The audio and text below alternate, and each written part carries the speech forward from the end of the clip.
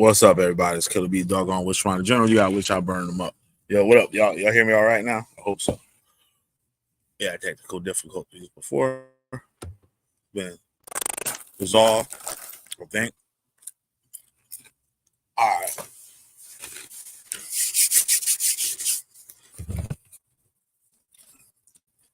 So tonight we're gonna talk about, which I promised you guys since Sunday, that I'll do a video on this. We're gonna show how how could we put it here?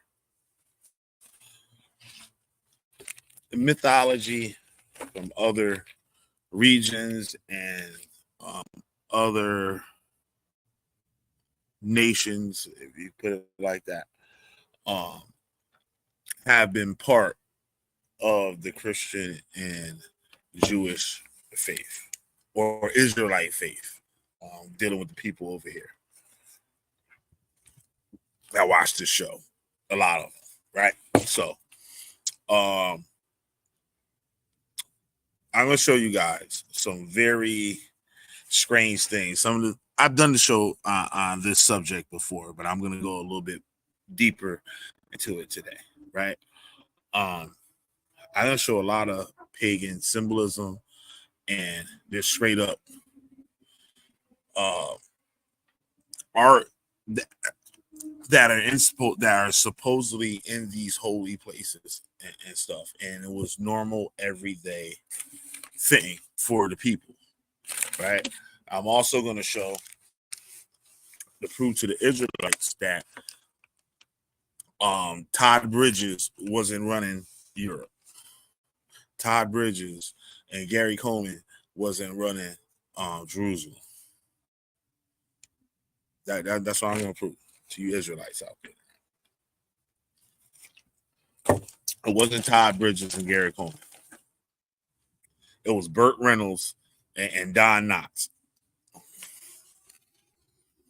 Now, that's who was running the Jewish faith, right? So, Burt Reynolds and Don Knotts. That's who we're going to see on the walls tonight. We're going to see Burt Reynolds and Don Knotts. And maybe Dolly Parton. All right? So, get ready. Here we go. I can't stop eating this thing. I got to put this pressure all night. Y'all going to be like, this nigga bugging. Pressure on shit. All right, here we go.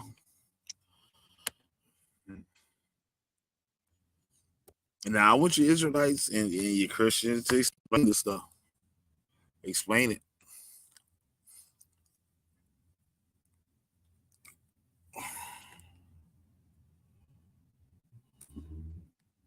Yeah, this is one I want to start with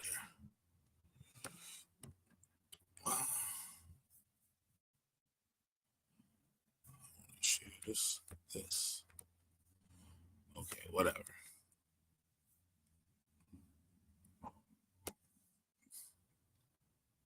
All right, here we go. Beautiful mosaics and misspelled inscriptions uncovered in archaeological site in northern. What up, Negi? Archaeological site in northern Israel. Check this out.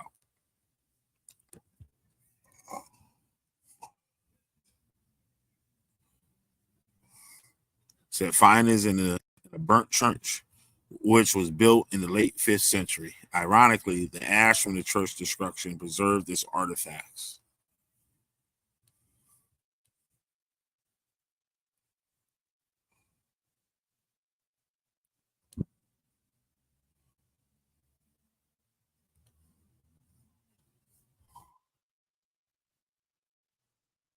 So the burnt church, better known to academics as the Southwest Church, and is one of the least 7 found in Antiochia, Hippos, which is now a national park managed by the Israel Natural and Parks Authority. In fact, the Southwest Church has been found and partially exposed 10 years ago by archaeologists looking for the remains of a synagogue of hippos.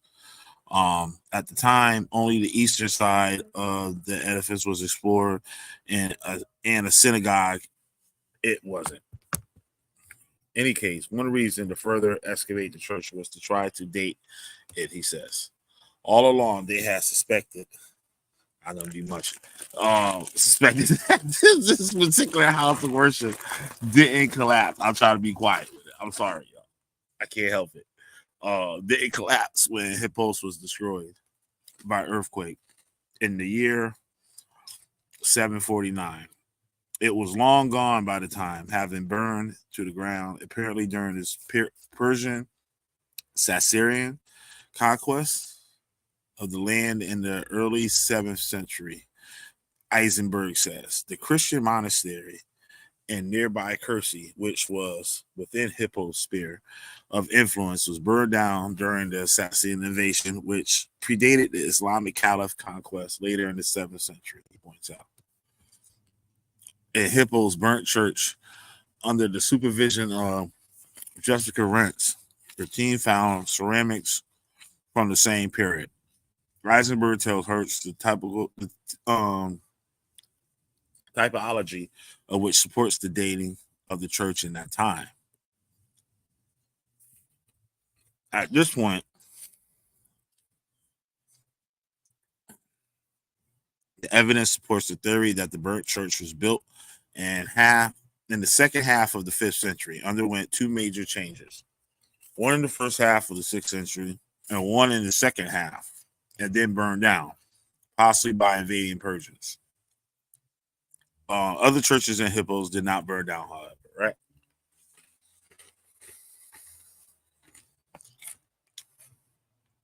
It's all bad Greek to me. Churches built after Christianity's adoption in the Holy Roman Empire in the 4th century abounded in the villages around the Sea of Galilee.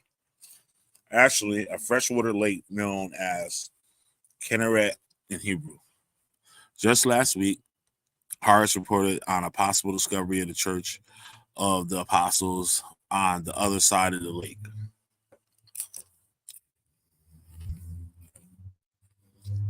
Okay, let me just get going. Free tickets, past guys. Yo, what up? What up? Oh, snap, Naggy. My bad. Here's the link.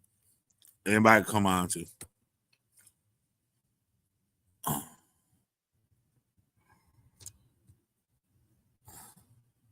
Damn. Come on, post the damn. Look at my jiggy. Yo, that's crazy. All right. Let me use Control V. There we go. All right, there we go.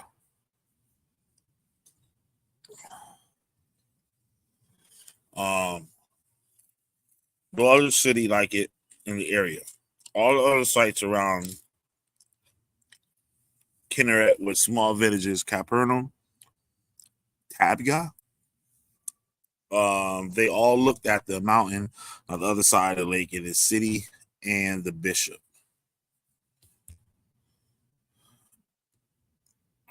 Let's see what's here.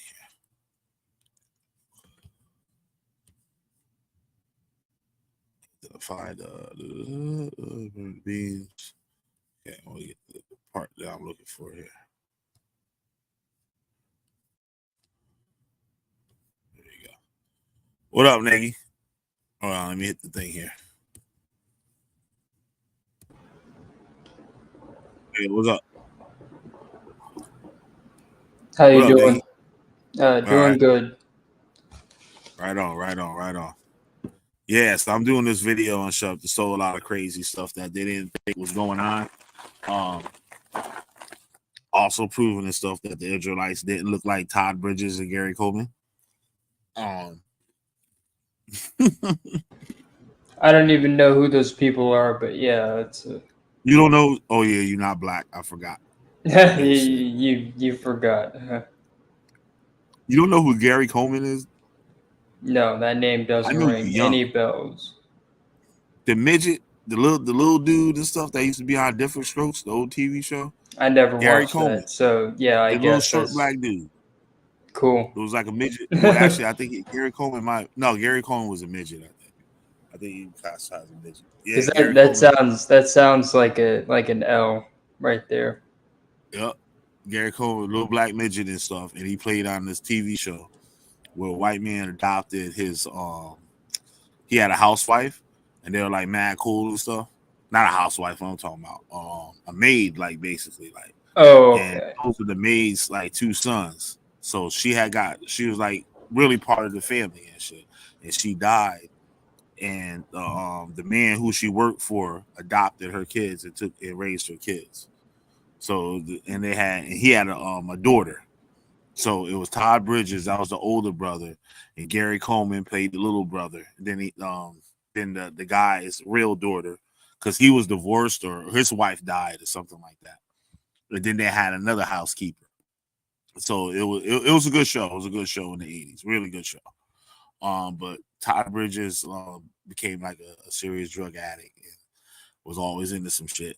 And Gary Coleman himself was like lost all his money and shit, like working as a security guard.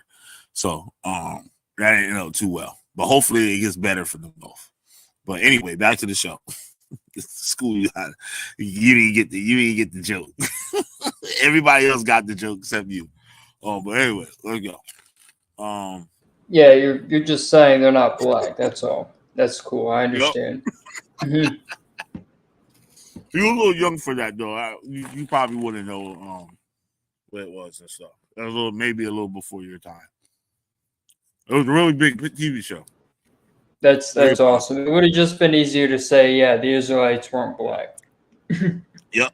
Yep. You know, I was trying to make it funny and stuff. I guess my comedy is like me Mhm. watching Cheers. But yeah, let me get back to this thing. Um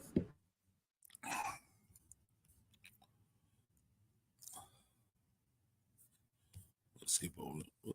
What the hell kind of crazy shit? What the hell that motherfucker doing? Um One of the Greek inscriptions mentioned. Oh, this talking about the Greek inscriptions that was on the mosaic. Theodorus and Petra, who built uh my how you pronounce that, Nikki? Come on now. My Tyrian. My Yeah, Tarian. where is it?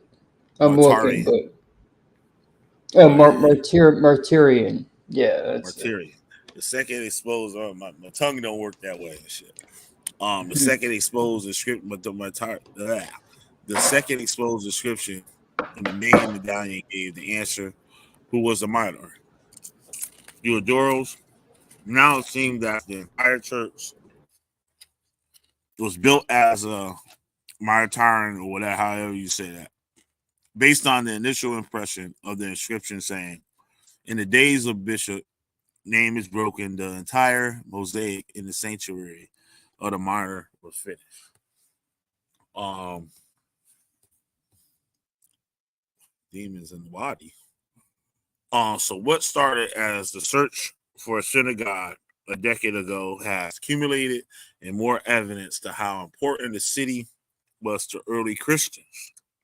Indeed, Eisenberg suspects that Jesus' miracle popularity associated with Cursey, in which he exorcised demons from the tormented man and let the demons possess pigs instead of who rushed to the lake and drowned, originated in hippos. Given how active Jesus was around the Sea of Galilee, it is possible that the visited hippos as well, given its importance as a Roman city, Jesus would have walked down the main street, Eisenberg speculates. Some of his miracles, such as with the fish and loaves, could have happened in the Susita Wadi, where water runs all year. He also notes that the lush Wadi is a favorite stamping ground for wild pigs, aka boars. They're still there. One upside of the conflagration that destroyed the church is that nobody looted the small stuff, as Bruce observed. Um, okay, here we go.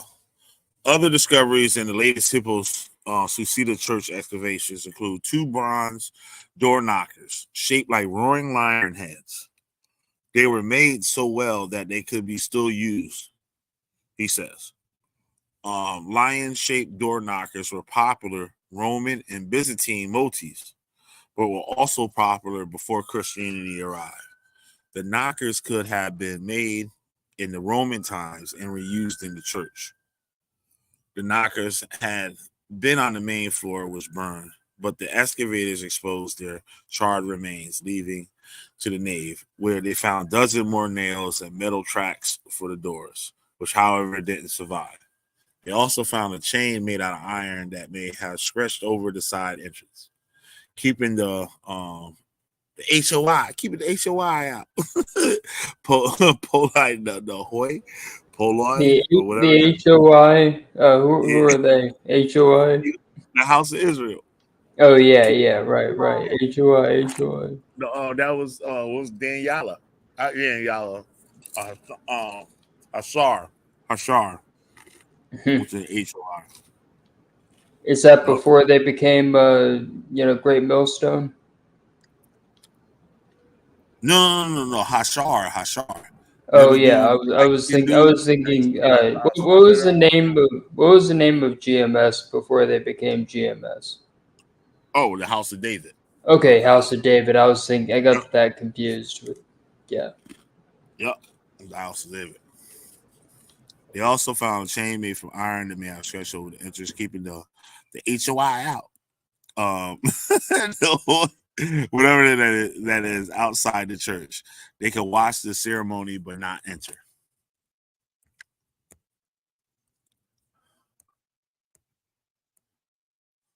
In the name of the mouse-tailed bat, Hippos was ultimately destroyed by the Great Earthquake. In 749. Though by then the fortress was won.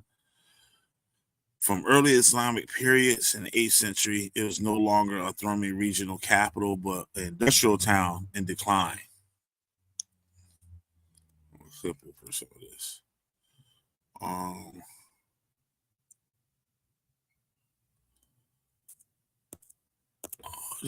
shit. You know what? I'll be there. Wait, whoa.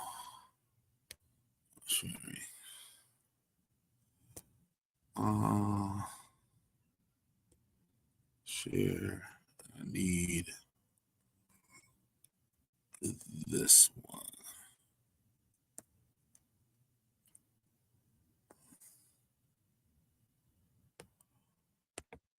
Come on, man.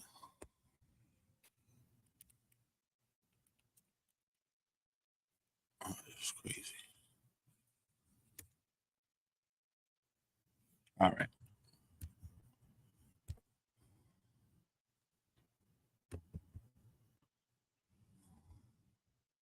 What's up, Texas, man?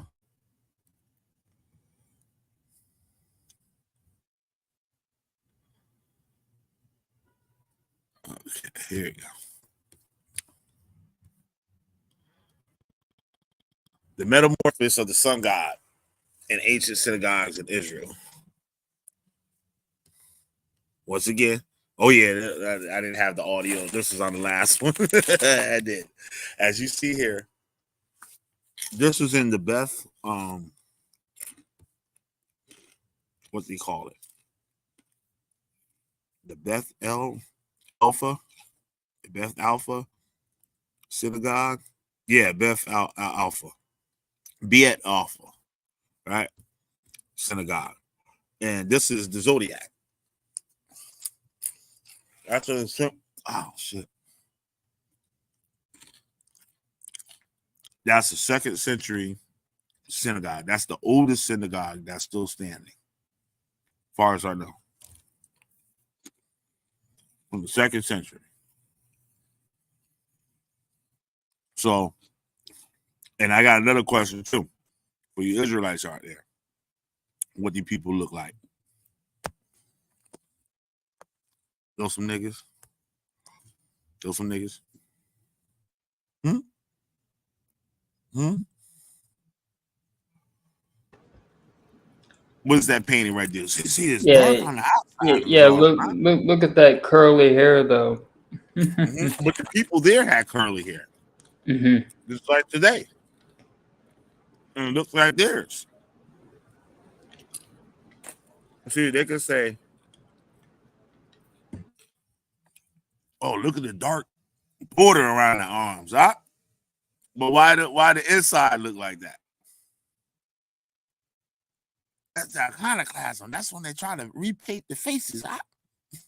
Then why didn't they paint over the rest?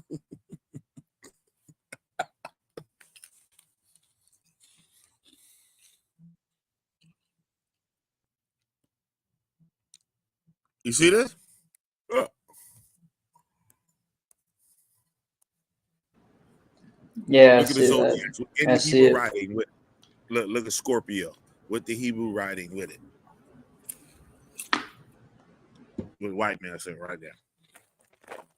With the white man sitting right there. Right there. You see him, Neggy? What that is, Neggy? Neggy. What's that right there? What's that right there you looking at? It's a zodiac, of course. Besides the zodiac. I see a Libra and I see a Scorpio. All right, what the Libra look like? What is it? 2 scales. There was a goddamn white man and shit. That's what it is. Yeah. Goddamn white man. That's the answer I'm looking for. He right there. Now, the timeline that the Israelites give you, they supposed to be running. Todd Bridges and Gary Coleman supposed to be running the show at that time. That's what they taught us. So now when we look at these images, why it don't look like that? And it's just the time they was ruling, why they got the goddamn zodiac up in there? And look at the sun. The sun riding the horses. And you can't say it ain't no Israelites, because look at the goddamn Hebrew like writing. Whole busted. Look right there. Oops. Did something. What the hell I do? Oh. Saw a dope picture.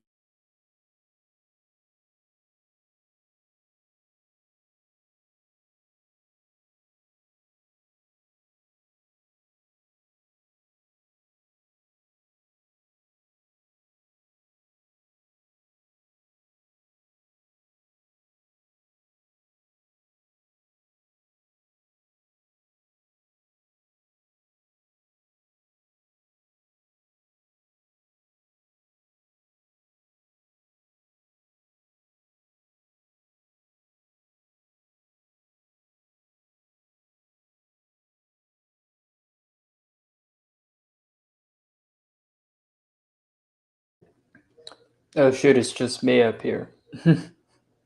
That's how you guys doing?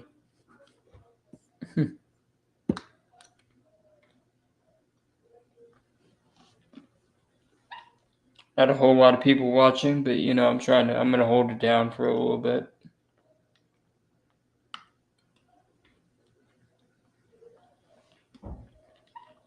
What's up, King Kid? Yeah, Kill will be back on in a minute. We're just gonna, we're just gonna chill for a minute.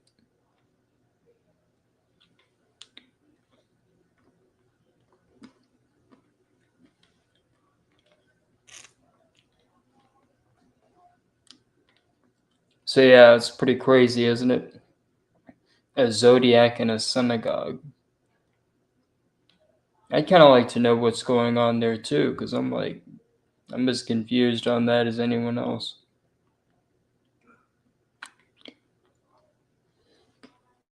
Now, one thing that might make sense of it is that they would claim that the zodiac represents the 12 tribes of Israel. Of course, I'd like to hear an explanation for that.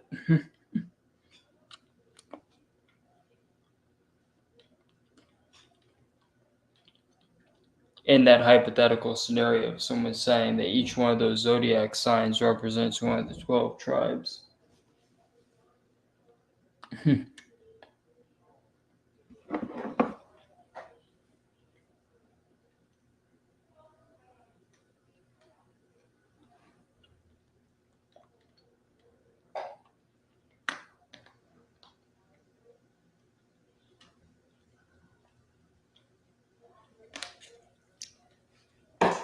Of course, there's the other explanation is that, you know, they didn't put it there for any other reason other than decoration. But it'd be nice to talk to somebody that would actually come up with some of these excuses, because I can't honestly say what I would think. It's just weird to me, but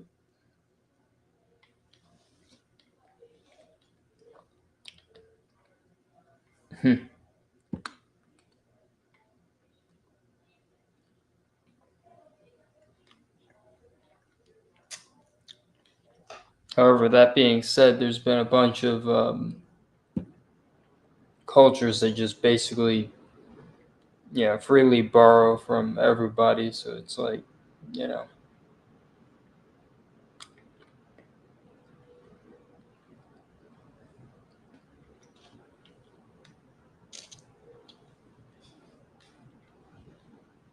I'm going to go look that up. I'm just going to see what I can find on that.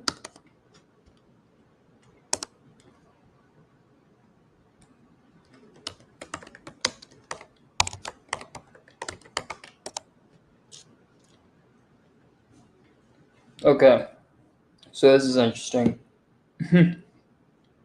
Zodiac mosaics in ancient synagogues are known from at least 8 examples from the land of Israel in the 4th to 6th centuries CE during the Byzantine period. As typical arrangement, the mosaic floors of such synagogues consisted of 3 panels, the central one containing the Jewish zodiac. So it was a unique zodiac that was specific to Judaism. The examples cited by Hachlili. Oh, Huh? so they actually had their own zodiac for Judaism. That's crazy. It was unique to just them. Yep. Yep. Let me get it back up here. Yeah, I just wanted to hold it down for a little bit, but yeah, All right, thank you. Appreciate it. that's interesting to see that they actually had their own zodiac. Uh-huh. Right there. But also, the woman had wings. Now, Tahara and stuff would have taught him, said, they ain't no woman angels. They ain't no one. The Most High only made that bad angel. They ain't no woman angel. You see? Now they said the woman had wings. So you want to hear something really crazy? I'm looking at the Hebrew words that were next to these zodiac signs. Like, for example, Scorpio had the name Akrab next to it. Mm-hmm. That's totally nuts, because let me just find that again, because I had it, but Scorpio, Akrab, and then you had Sagittarius, Kashet. Yeah, I think that's how you say that, Kashet. That's weird, because each one of those, for like each of the 12 tribes, or the 12 months of the year. Yep. The Tishri image is a winged male. We know he marks the Tishri because of the fruit. Avram, I guess you pronounce his name. As the mosaic at the ancient synagogue in En Gedi on the Dead Sea is another outlier. It had images of birds, but no zodiac. Still, it has Hebrew inscriptions listing the 12 zodiac signs and 12 Hebrew months. Hammett Tiberius was next door to Tiberius' home with the Sanhedrin, Jewish high court. Surely the rabbis wouldn't have put up with filth. How did imagery become acceptable in the synagogues? The answer lies in the kind of Judaism practiced in these synagogues. It was not rabbinic Judaism, which was eventually becomes Judaism as we know it. But at the time, was only taking shape in the sidelines of the Jewish world.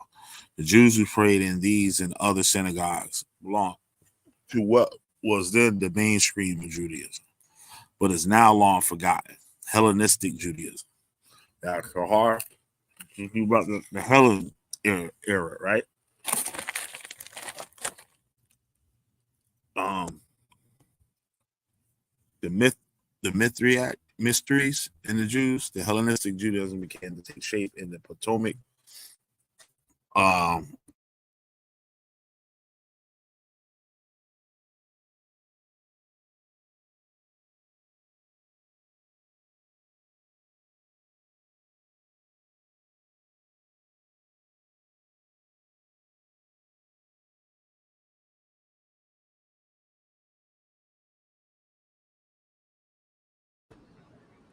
Okay, so it looks like I'm back here. Yeah, I should talk about what Hellenistic Judaism was because it is actually quite interesting.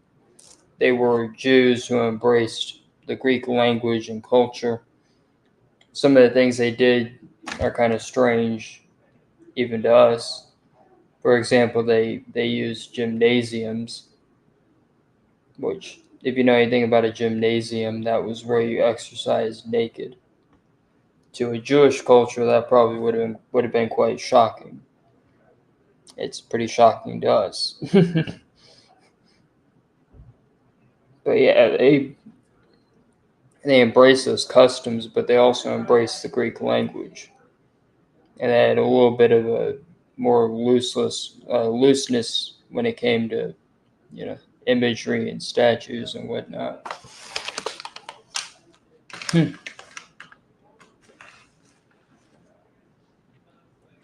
Totally nuts, but I'm gonna look that up for you guys just to get some talking points.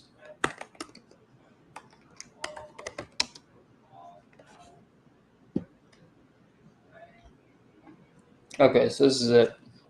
Hellenistic Judaism was a form of Judaism in classical antiquity that combined Jewish religious tradition with elements of Hellenistic culture. Like I said, until the early Muslim conquest of the Eastern Mediterranean, the main centers of Hellenistic Judaism were Alexandria in Egypt and Antioch in Turkey, the two main Greek urban settlements of the Middle East and North Africa.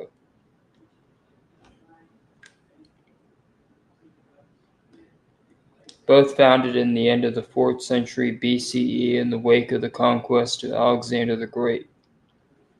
Hellenistic Judaism also existed in Jerusalem during the Second Temple period, where there was a conflict between the Hellenizers and the traditionalists.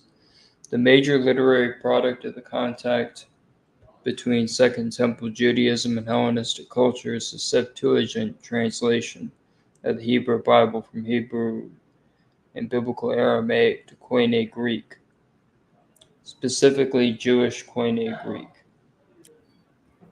Thank you for holding it down, Nicky. Yeah, no problem. This is just interesting, though. They used Greek, the language and the culture, just like I said. So I'm just proving that I Yeah. didn't make that up. Totally nuts. And Neggy, what we got right there on the screen right there? Oh, a goat. Huh? A goat. What we got right there? What's up, King Kid? We got a white dude and a goat. There you go. Say it again. We got a white boy and a goat, and you know nothing's good gonna happen from those two things. You know, that's Baphomet. Baphomet. Baphomet. Curses of death.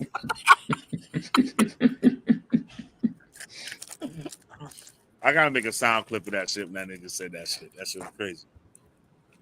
Baphomet. The curses of death. Yo, there you have it. That's an Israelite right there, y'all. That's an Israelite right there. That's almost like with how they do it in anime, where they have white people but it's Japanese Mm-hmm. people depicting white people as themselves. Yep. Said an exponential growth for the Jewish population in these regions cannot be explained by Jewish, whatever that word is. There's synagogues popping up all over the Roman Empire, especially in its Greek-speaking East. We're accepting non-Jews into the fold. So they're accepting non-Jews into the fold. So what that tell you now? I thought it was only for Israel. Now these are your ancestors. These are your ancestors you're supposed to be following.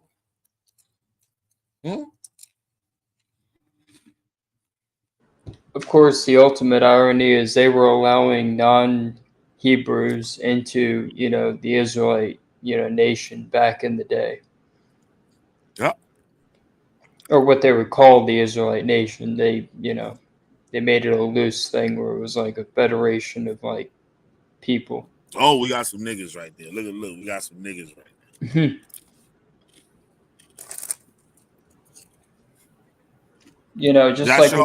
Just like with the Egyptians, I'm sure the black people are the ones that are getting their heads bashed in. Mm-hmm. That's Their Isaac. heads. They're the ones getting their With the heads slaves. caved in. Yeah. You know what the definition of this thing is? I don't know if they got show a definition right here. Nah. It'll tell us later. But on the other video that I did, I've showed this before. That's actually an image of Isaac and his slaves.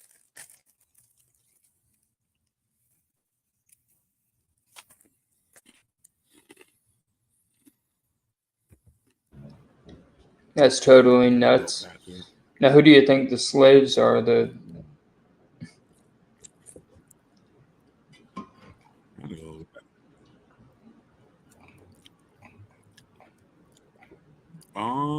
fuck going on here? Let me go back. That's weird. Shit. Let's do. It's like we're the slaves.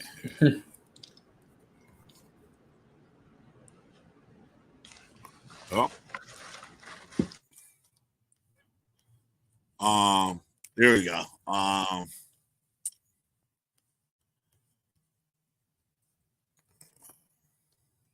The fact that Judaism at the time was growing at a great rate due to the acceptance of converts.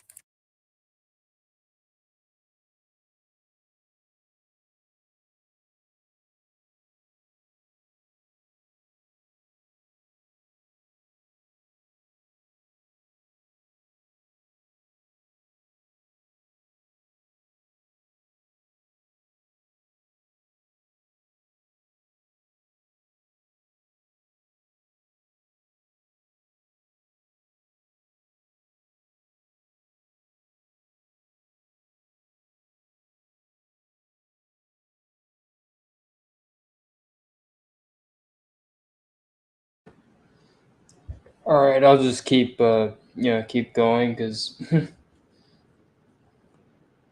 it's just nuts that this is happening more and more. But whatever.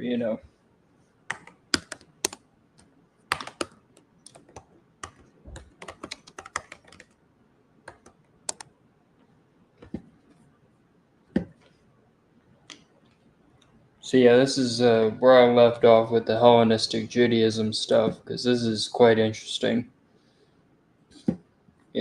Just so they wrote in Greek, they practiced Greek customs. The decline of Hellenistic Judaism started in the 2nd century, and its causes are still not fully understood. It may be that it was eventually marginalized by, partially absorbed into, or progressively became the Koine-speaking core of early Christianity. centered on Antioch and its traditions, such as the Melkite Greek Catholic Church and Greek Orthodox Patriarchate of Antioch. Interesting historical background, but the conquests of Alexander in the late 4th century BCE spread Greek culture and colonization, a process of cultural change called Hellenization, over non-Greek lands, including the Levant.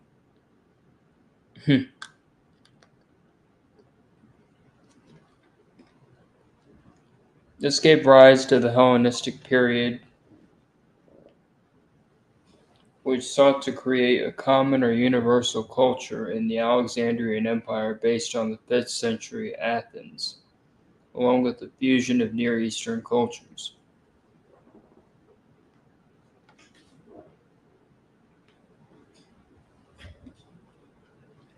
The period is characterized by a new wave of Greek colonization which established Greek cities and kingdoms in Asia and Africa, the most famous being Alexandria in Egypt.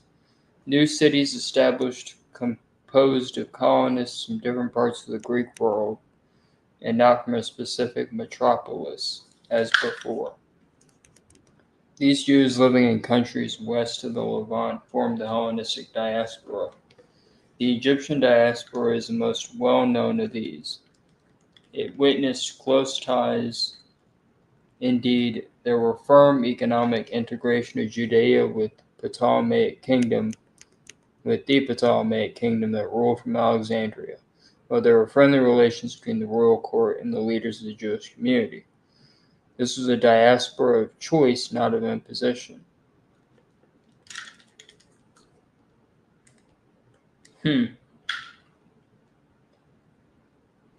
Information is less robust regarding diasporas in other territories. It suggests that the situation was, by and large, the same as it was in Egypt.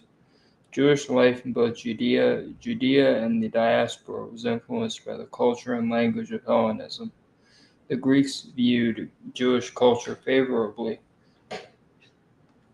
while Hellenism gained adherents among the Jews. While Hellenism has sometimes been presented under the influence of the Maccabee text, itself a notable work in Koine Greek, as a threat of assimilation diametrically opposed to the Jewish tradition, adaptation of the Hellenic culture did not require a compromise of Jewish precepts or conscience. When a Greek gymnasium was introduced in Jerusalem, it was installed by a Jewish high priest. Now keep in mind, I mentioned that for a reason. And that reason is that the gymnasium is where they exercise naked. Oh, there it is. How you doing, Kill? What's up? You back? So, question I asked was, which was better? Either normal Hellenistic Judaism that was going on, or the rabbinic Judaism. So which one was the best one? I'd say rabbinic because Which one was not the best one? Which one was the real Israelites? No, the rabbinic ones, because the Hellenists are running around naked. The Hellenists were running around naked, and they were having their temples desecrated and all this other crazy stuff. Mm-hmm. They will totally disclaim the rabbinic Judaism because they would say that's because the rabbinic Judaism is the Judaism that we see today, like they said, right? So that would mean that's Esau. That what they would say. Well, right? In that case, I'll say Esau got it right because at least Esau wasn't installing, gymnasiums, by the high priest or fake high priests. And the other ones, the Hellenistic Judaism, they were just like regular niggas and shit, right? And they put that pagan shit up in it. So we gonna be them, or not we? But they gonna be them, or they gonna be the rabbinic people that was actually following what God said? Which one are they gonna do? They can't be on both teams. They can't be on both teams.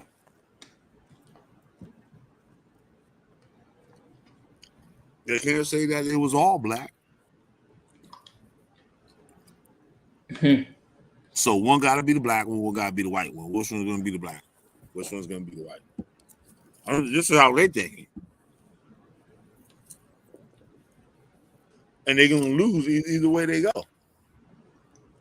I mean, I'm kind of inclined to think the Hellenists were the ones that aren't the good ones.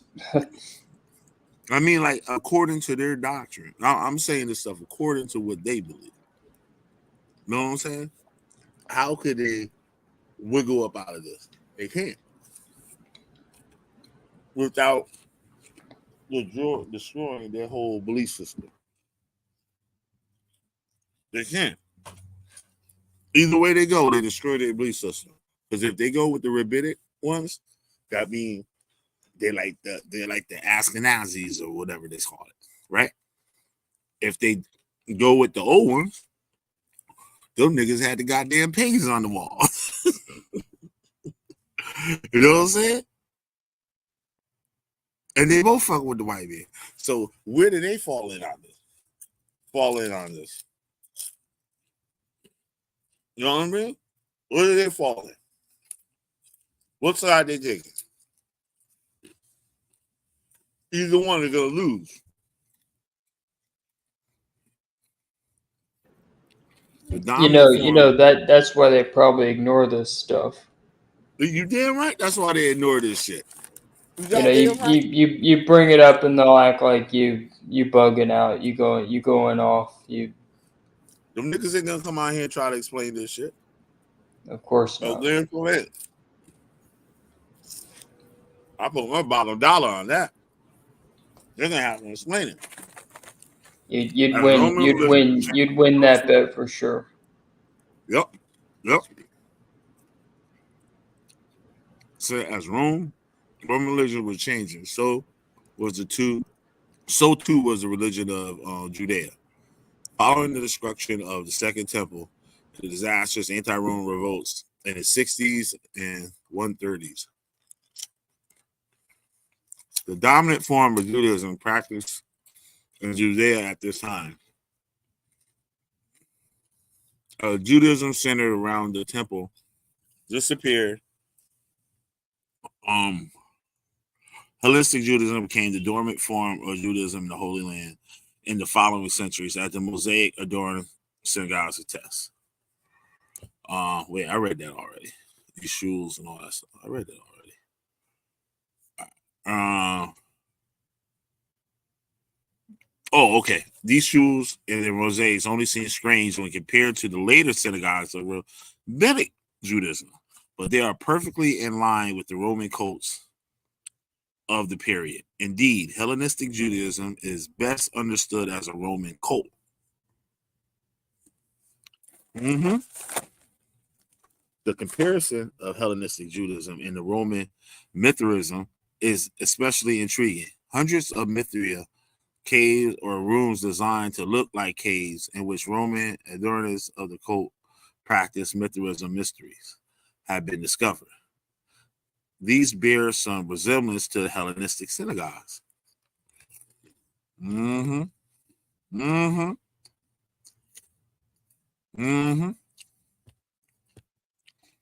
the relevant similarities are the portrayal of Mithra as a solar deity on a horse-drawn chariot, astral imagery, including the signs of the zodiac.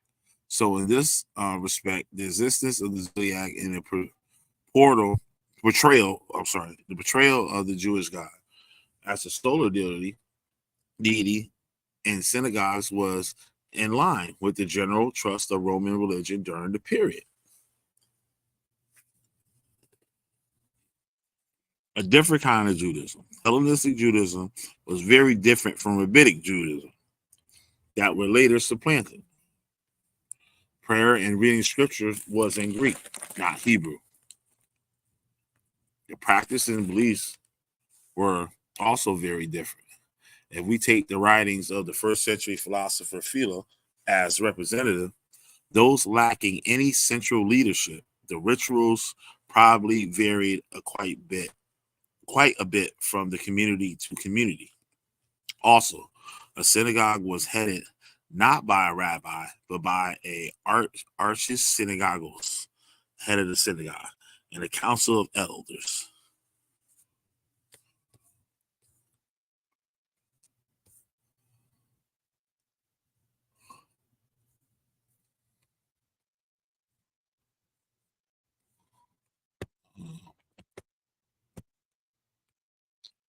This form of Judaism was alien to us because it did not last. After flowering in the 4th and 5th centuries, as attested by the synagogues built in this period, Hellenistic Judaism collapsed and disappeared, together with the Roman society in which it existed. Hellenistic Judaism disappeared for many reasons. Christianity, which began an offshoot of Hellenistic Judaism but evolved into a separate religion, brought with it persecution and conversions. But that was only part of the problem. The early medieval period was marked by cataclysm, including earthquakes, little ice age, crop failures, plagues, and wars. Germanic and then Muslim invasions of the land of the former Roman Empire. Millions died during these terrible times, including millions of Jews. By the time the Mediterranean basin recovered, the number of Jews had plummeted, and the survivors found their leaders among the rabbis, who have taken a dim view of the pagan artwork in the middle of the synagogue floor. The religion of these rabbis brought to their communities rabbinic Judaism, taking the place of Hellenistic Judaism, was not new. It began to take shape after the destruction of the Second Temple in 70 CE, and developed two major centers, the Galilee and the Babylonia, basically modern day Iraq. Some of these early rabbis would have been neighbors of the Jews who prayed in the Mosaic Doric synagogues. In all likelihood, the rabbis even prayed in them themselves. But as it is evident from the writings, the rabbis were not in control of Jewish religious practices during the Roman and Byzantine periods. The synagogues had their own independent leadership. The rabbi's place was the court. In study house, not the synagogue.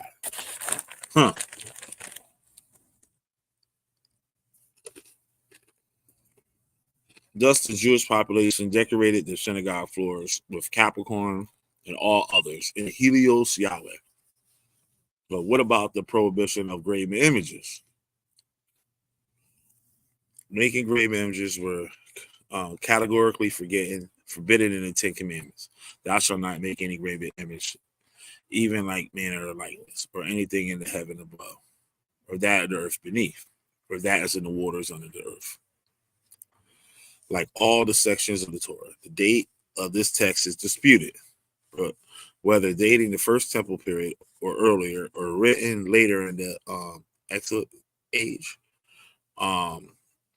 it was probably not understood as banning all representational art, just cultic statues. Sacrifice of Isaac.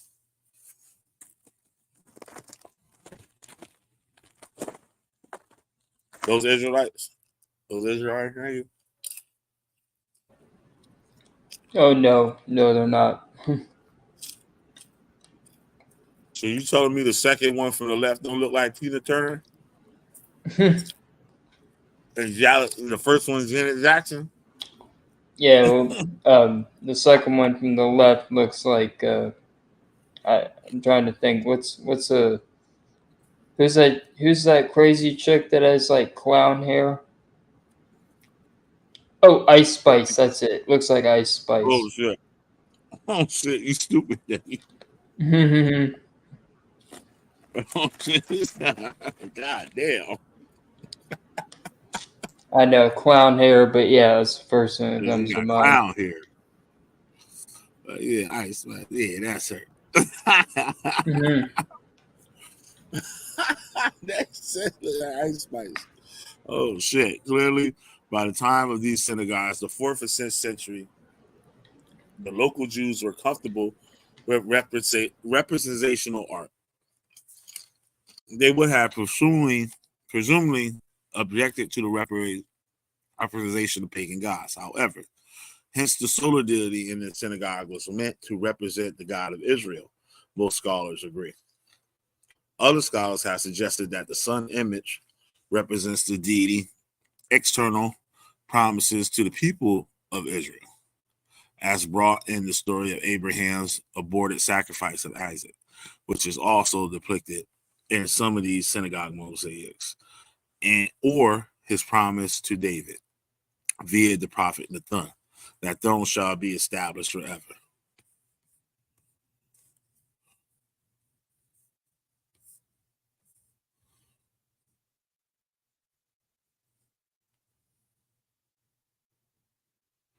Advance suggests that Helios doesn't represent Yahweh per se, but the sun.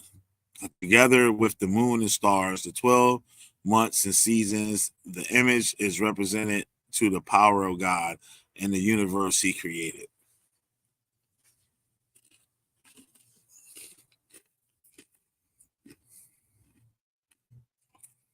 The bottom line is that it's hardly surprising that Roman Byzantine synagogue portrayed the sun or Yahweh as a solar deity. The Jews who prayed there were essentially Romans. This is how the Romans of the period envisioned the portrayal of the supreme God.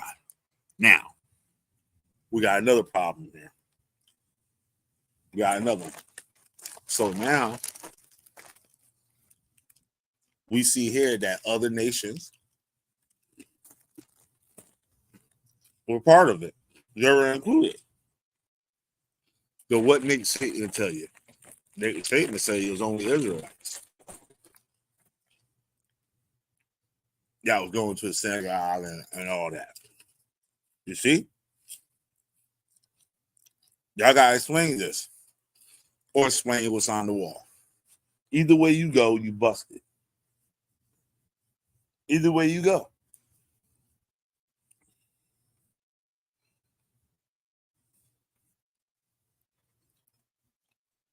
The bottom line that it's hardly surprising that Roman Byzantine synagogues portrayed the sun or Yahweh as a solar deity. The Jews who prayed there were essentially Romans, and this is how the Romans of the period envisioned and portrayed the supreme God.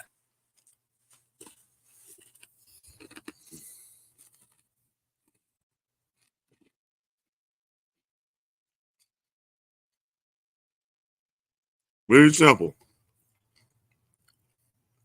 Y'all dig it? Y'all got any questions? Want to hop on here? Links in the chat. Um. Furthermore, the presence of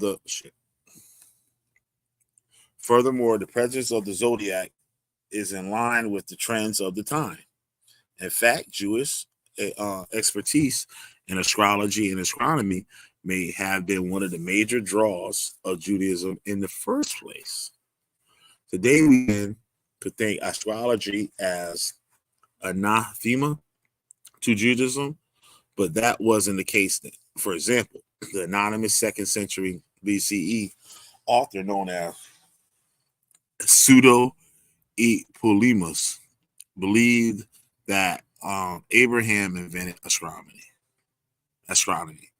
In the 1st century CE, the Roman Jewish historian Josephus claimed that Abraham taught the Egyptians the art of astronomy. And in the Historia Augustus collection of biographies, in the 2nd century Roman Emperor Hadrian was quoted as saying that all the heads of the synagogues at the time were astrologers.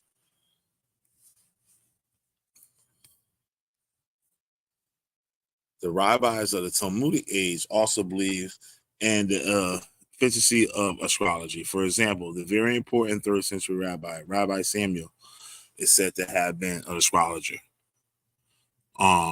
Another important rabbi, Rava, of the 4th century, is quoted in the Talmud of saying, duration of life, progeny, and substance are dependent upon the constellations.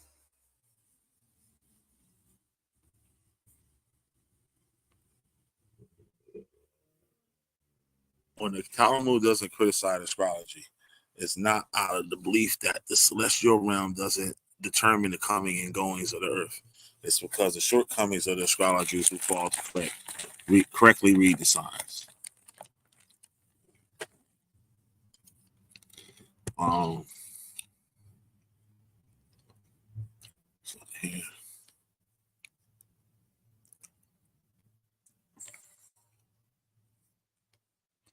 There we go. Once again, the zodiac. That's the Israelite right there in the center. Gotcha.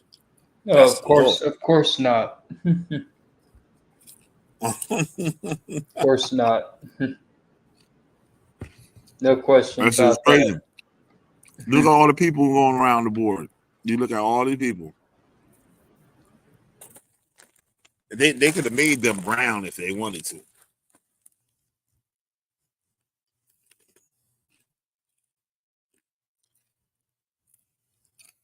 Unreal.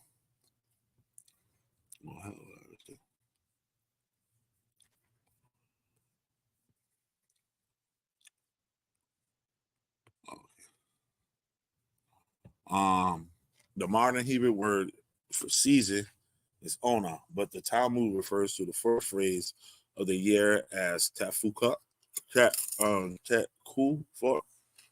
derived from silent. Abraham says the Talmud kafut of Nisan, the spring, Tammuz, the summer, Tishri, the autumn, and Tevet, the winter. In the diaspora, Jews refer to the high holy days, but Jewish Israelis just call them the Tishri holidays. Abraham notes. The Tishri autumn season is personified by a woman surrounded by symbols of fall agriculture. The vast majority of people in Byzantine Palestine were farmers, he adds. So just as humans evolved from ratty micro animals that frisk between the toes of dinosaurs, religions evolved too.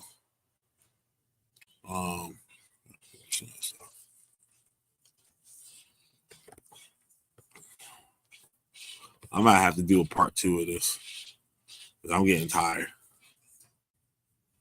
All day. How much time we got there? Yeah, it just hit 1 hour. Yeah, I'll be here for a part. I'll be here for a part 2 if you do it. Okay, man. All right, y'all. Thanks for watching. I can continue this tomorrow, maybe tomorrow morning or something like that. I continue it. I'm just tired of something. I'm here reading with one eye open. Yeah, I'll see you. Take care. Cool. All right, y'all. If you like the show or support the show, you get added to the supporters list on the bottom. You can make a donation on my Cash App or use any other the YouTube portals to make a donation. I'll add you to the list so you'll get shouted out on every stream that I do from here on out. And also you see a personal thank you video on the channel. So that, yo, I'm up out of here.